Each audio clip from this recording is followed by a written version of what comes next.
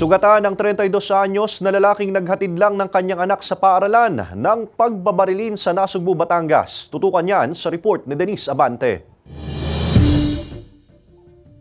Pauwi na sana sa kanilang tahanan sa Barangay Dayap, Nasugbu, Batangas, lula ng kanyang motorsiklo ang 32 anyos na lalaking rice mill operator nang pagbabarilin siya ng 45 anyos na lalaking residente ng Barangay Butukan, Nasugbu, Batangas. Sa investigasyon ng pulisya, inihatid ng biktima ang kanyang mga anak sa paaralan umaga noong Martes nang pagbabarilin siya ng suspect na nakaangkas sa isang motorsiklo. Selos ang isa sa tinitingnang motibo ng pulisya.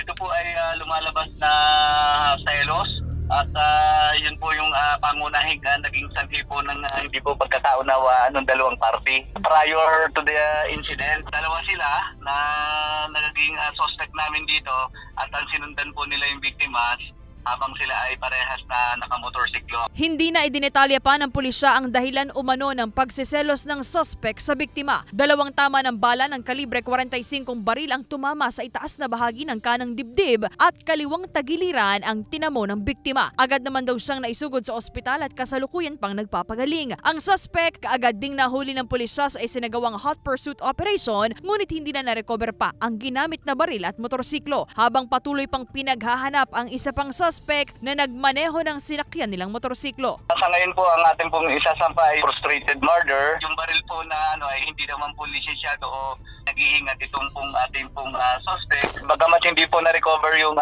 firearm, may mga gagawin po na mga aksyon ng kapulisan natin for possible na makuha sa legal na pamamaraan. Sinisika pa ng GMA Regional TV Balitang Southern Tagalog na makuha ang pahayag ng biktima, gayon din ang nahuling suspect. Kasama si J.R. Manhares, Denise Abante, Balitang Southern Tagalog.